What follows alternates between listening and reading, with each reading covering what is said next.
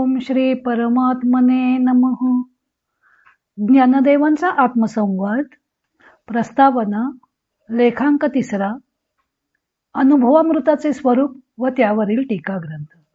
महाराष्ट्रातील भागवत धर्माचा वैचारिक पाया ज्ञानदेवांनी घातला आहे. त्या दृष्टीने संत बहिणाबाई विरचित अभंगातील ज्ञानदेवे रचिला पाया ही उक्ती सार्थ आहे.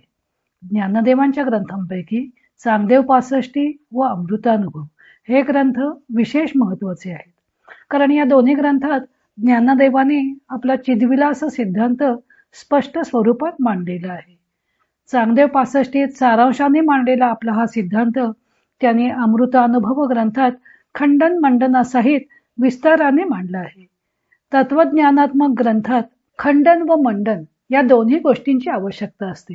अशा स्वरूपाच्या ग्रंथांमध्ये विरोधी मतातील दोष दाखवून त्यांचे खंडन केले जाते आणि स्वतःचं मत कसं बरोबर आहे ते सांगितलं जातं. ज्ञानेश्वरीत अहिंसेवर व्याख्यान करताना त्यांनी हीच पद्धत अवलंबिली आहे. अहिंसेच्या खोट्या कल्पना कशा चुकीच्या आहेत ते दाखवून अहिंसेचे खरे स्वरूप त्यांनी मांडले आहे. ते सांगतात की आणि स्वमताची या निर्धारा लागोनिया धनुर्धरा प्राप्ता मतांतरा निर्वचू कीजे बाभुळी सारावी हाते परी पाणी असे आईते अभ्र गेली या गगनते सिद्धची की.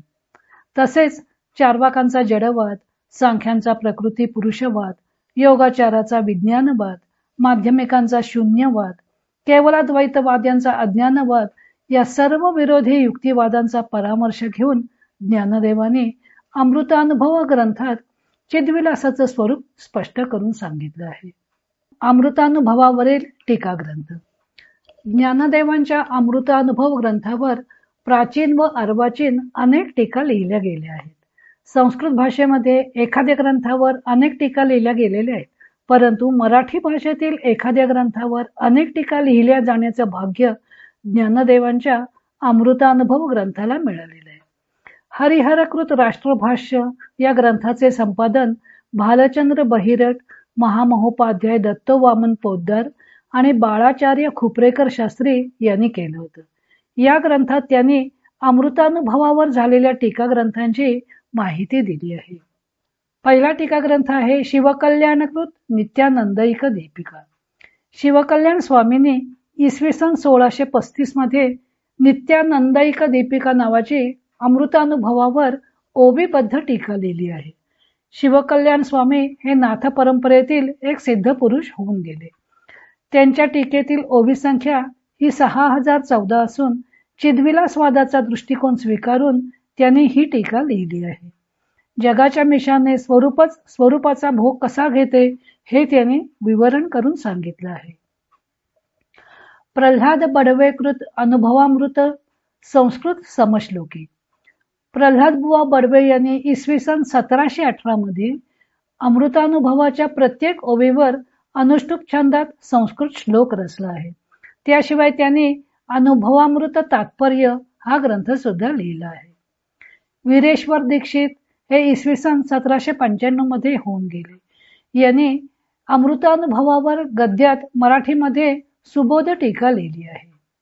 हंसराज स्वामी परांडा यांचा काल आहे 1798 ते 1855. यांनी अमृतानुभवावर मराठीमध्येच समओवी रचना केली आहे. निरंजन रघुनाथ यांचा काळ आहे 1782 ते 1855. यांनी अमृतानुभवावर अनुभवामृत पदबोधिनी नावाची गद्य टीका लिहिली आहे. निरंजन रघुनाथ यांनी अमृतानुभवाचे अनुबंध चतुष्टय सांगताना म्हटलं आहे की अपरोक्ष ब्रह्म साक्षात्कारवान जीवनमुक्त असा साधक या ग्रंथाचा अधिकारी आहे. अद्वितीय परमात्मा हा या ग्रंथाचा विषय आहे. मूल अविद्येसहित ब्रह्मविद्येची निवृत्ती हे या ग्रंथाचे प्रयोजन आहे. तसंच श्रुतीच्या सहाय्याने ब्रह्मवस्तू प्रतिपादिली जात नाही हे सांगणे हा या ग्रंथाचा पूर्वापार शास्त्राशी असलेला संबंध आहे. त्यांनी शांकर मतास अनुसरून टीका लिहिली आहे.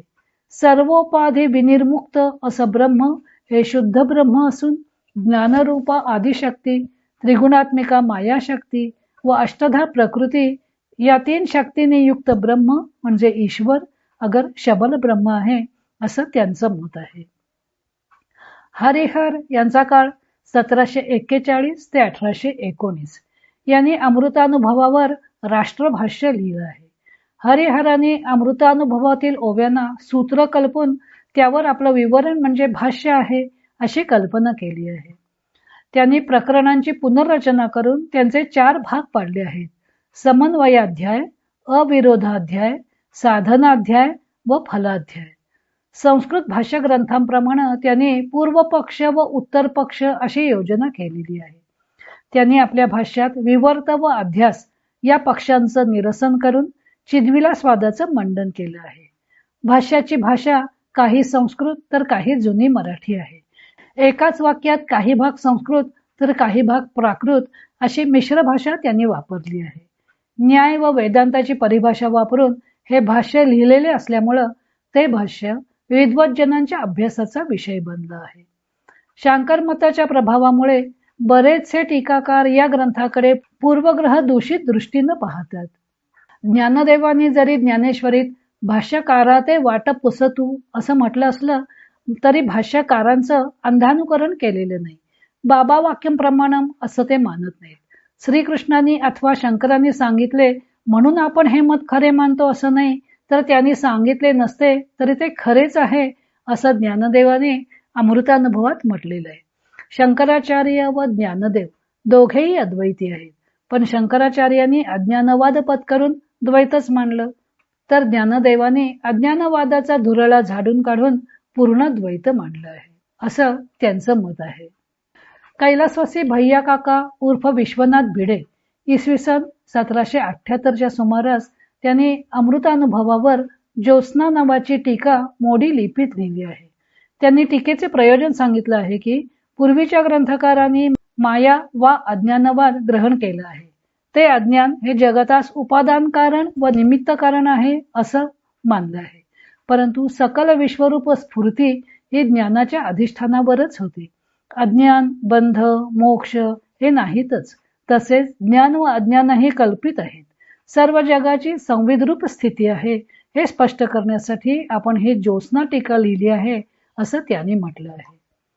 कैलासवासी बाळाशास्त्री हुपरीकर यांनी इसवी सन 1898च्या सुमारास तात्पर्य बोधिनी नावाची टीका लिहिली आहे. ही टीका गद्यरूप असून संक्षिप्त आहे. त्यांनी प्रस्तावनेत लिहिलं आहे की ज्ञानदेवांनी आपल्या स्वतंत्र प्रज्ञेने अनुभवामृत हा ग्रंथ आपल्या अनुभवाच्या आधारावर लिहिला आहे. प्रस्तावनेत त्यांनी ग्रंथाचा सारांशही दिला आहे. शिवशक्ती वर्णनाच्या स्वरूपावरून त्यांनी मायावादी वेदांती यांच्या विचारसरणीहून ज्ञानदेवांची विचारसरणी कशी भिन्न होती त्याचं विवरण केलं आहे. जीवन मुक्तयती यांनी इसवी सन 1919 मध्ये अनुभवामृतावर पदबोधिनी नावाची संस्कृत व्याख्या लिहिली आहे. त्यांच्या मते अनुभवामृत या ग्रंथात अजातवाद सांगितलं आहे. साखरे यांनी शांकर मतास अनुसरून टीका लिहिली आहे. विष्णुपंत जोग यांनी आपल्या टीकेत अज्ञानवादाचं खंडन केलं आहे. सर्व जगत हे अज्ञानाचं कार्य नसून जगदमिशाने केवळ चित्प्रकाशच व्यक्त झाला आहे असं त्यांनी या ग्रंथाचं सार सांगितलं आहे. श्री सुबंध यांनी निरनिराळ्या प्रतीतील पाठभेद व त्यांचे भिन्न अर्थ दिले आहेत व ज्ञानेशांच्या स्फूर्तिवादाला अनुसरून विवरण केलं आहे. श्री केणे यांनी अनुभवामृत ग्रंथात अजातवाद मांडला आहे. कैलासवासी पंडित यांनी शंकराचार्य व ज्ञानदेव यांचं तत्वज्ञान एकच आहे असं मांडण्याचा प्रयत्न केला आहे.